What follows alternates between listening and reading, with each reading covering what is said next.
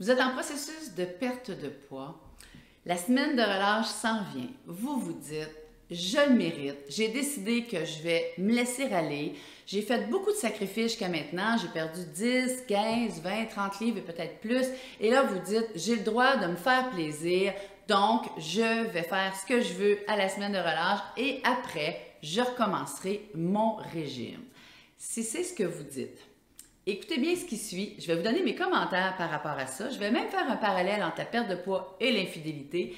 Et je vous donne des trucs et conseils pour diminuer les impacts de vos choix, mauvais choix, durant la semaine de relâche. Écoutez ce qui suit jusqu'au bout.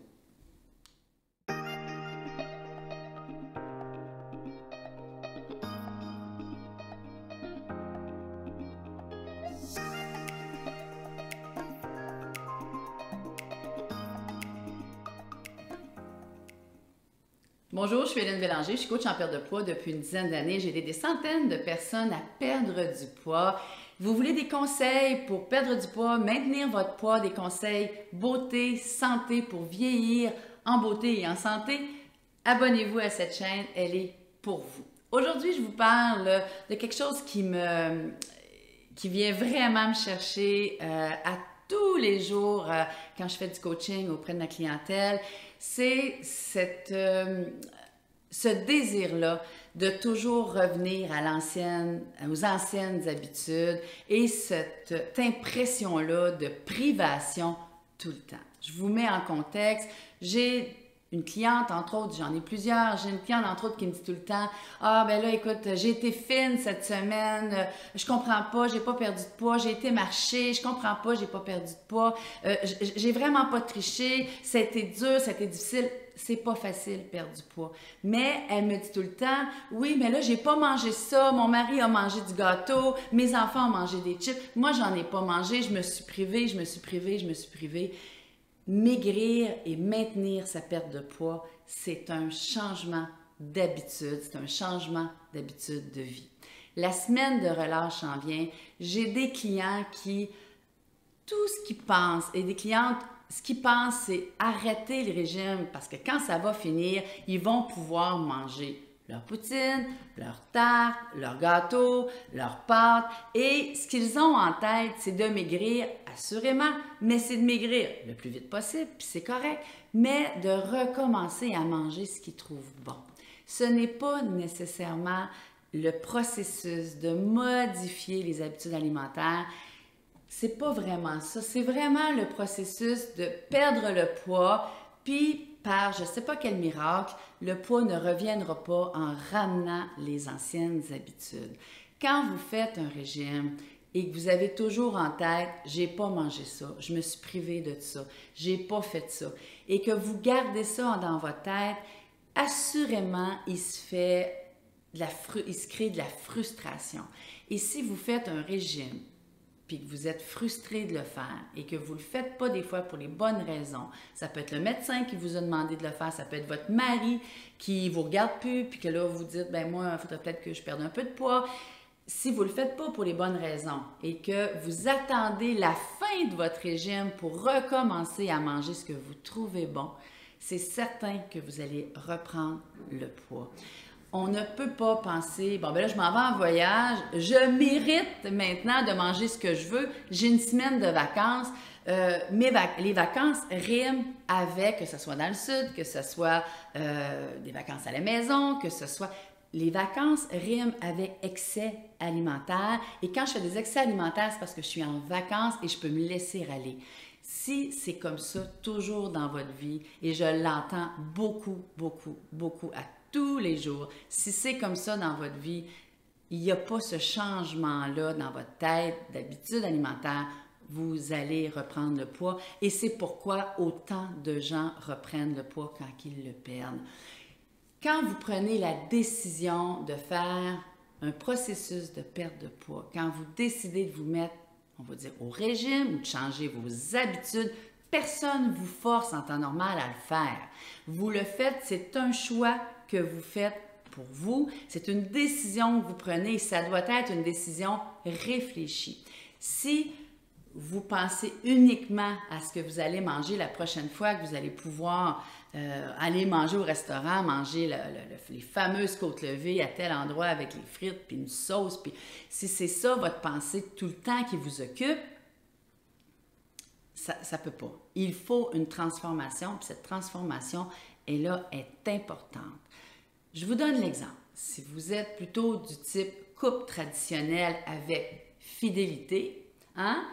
Certaines parmi vous allaient me dire, ben oui, mais toute la semaine, je me force à être fidèle, je me force à pas tromper mon mari, mais le dimanche soir, je me permets juste le dimanche, puis ben, ça me fait du bien, puis je repars la semaine et je reste fidèle le reste de la semaine.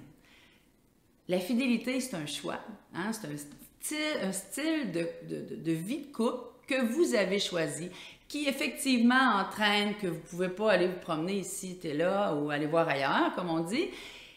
Et oui, peut-être que vous en souffrez, et peut-être que oui, bon, vous le faites, mais peut-être que vous ne le faites pas. Bien, je vous dirais, l'alimentation, c'est la même chose. C'est la même affaire. Oui, c'est vrai que ça serait bon de manger tout le temps des cochonneries, ça serait bon de grignoter toute la soirée, mais si vous le faites, ça ne peut pas fonctionner. Vous ne pouvez pas maintenir votre perte de poids. Ayez ça en tête. Il faut que ça change par en dedans. Et c'est la même chose pour la semaine de relâche.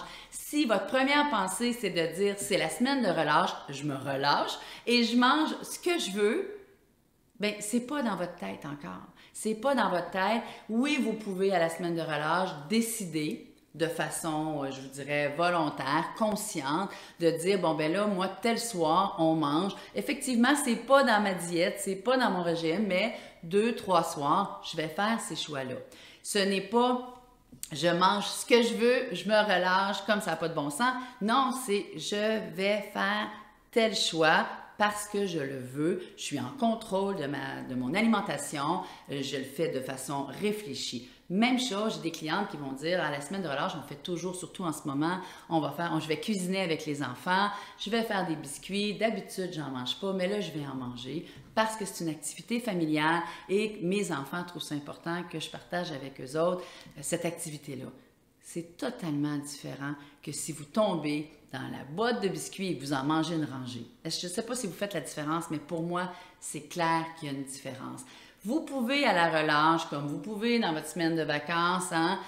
C'est vrai qu'on va être très content d'y aller quand on va pouvoir y aller en vacances, mais est-ce que c'est nécessaire de prendre 2, 3, 4 livres et d'être obligé de les reperdre après? Est-ce que de faire ça, est-ce que ça vous amène vers un maintien durable? Et ça, c'est vraiment, vraiment important. Vous devez modifier votre pensée, hein? Il faut arrêter d'avoir juste hâte de manger ce que vous mangez actuellement ou ce que vous avez mangé dans le passé qui vous a amené à un surpoids et à un inconfort très important. Les trucs durant la semaine de relâche, naturellement, il vous faut une routine quand même. Débordez pas, couchez-vous pas à des heures impossibles pour vous lever si vous voulez maintenir votre perte de poids ou si vous voulez en tout cas ne pas en prendre. Gardez une certaine routine, c'est important. Reconnaissez, travaillez à reconnaître votre satiété. Si vous n'êtes pas capable de l'identifier, c'est très difficile à ce moment-là de bien gérer tout ça. Il faut reconnaître les signes de satiété au même titre qu'il ne faut jamais se bourrer, il ne faut jamais être trop pleine, mais il ne faut jamais non plus être affamé. Si vous avez l'habitude d'aller faire des activités extérieures puis que vous vous apportez aucune collation après, puis que vous arrivez à la maison affamé, c'est certain que vous allez exagérer. Donc, vous faites des activités extérieures durant la semaine de relâche, apportez de bonnes collations. Moi, à ma clinique, on vend les produits Idéal Protéines. C'est des bonnes collations, très protéinées, très peu glucidiques, très peu lipidiques. Mais il y en a d'autres sur le marché que vous pouvez acheter, modifier les collations qui ne sont pas bonnes pour vous, préparer des légumes, exposer vos légumes. Si vous pouvez manger des fruits, dépendant quel type de régime vous faites, mettez-les sur le comptoir, mettez à la vue des produits pas trop riches et beaucoup de légumes, c'est très important. Vous dites, je suis allé marcher, je peux manger ce que je veux. Je le dis souvent, pour perdre 1 livre de gras, il faut courir 42 km. C'est sûr que si vous courez 42 km, vous pouvez vous permettre peut-être petit excès, là. Mais si vous faites un peu d'activité sportive, dites-vous que vous ne pouvez pas tomber dans le plat de chocolat. Ça sera pas... ça s'équivaudra pas du tout. Donc oui, bougez pendant la semaine de relâche.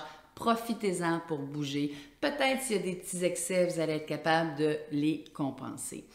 Important de préparer d'avance vos repas. Des fois, ça ne nous tente pas le soir quand on arrive d'aller jouer dehors, de faire les repas. Préparez votre semaine un peu. Ça va vous éviter de commander sur le fly comme ça du take-out et de manger quelque chose que vous ne voulez pas vraiment manger dans le fond.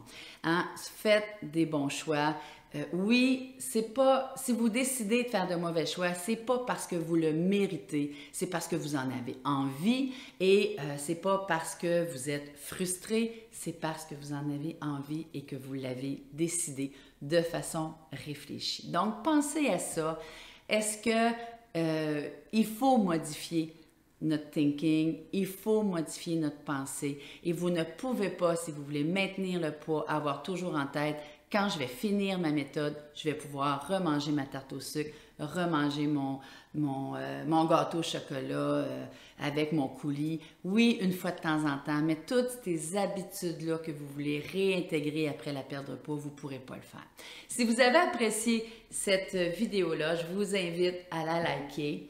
Hein, je vous invite à vous abonner et à me donner peut-être vos commentaires en bas. Je vous souhaite une excellente fin de journée et au plaisir de vous revoir bientôt.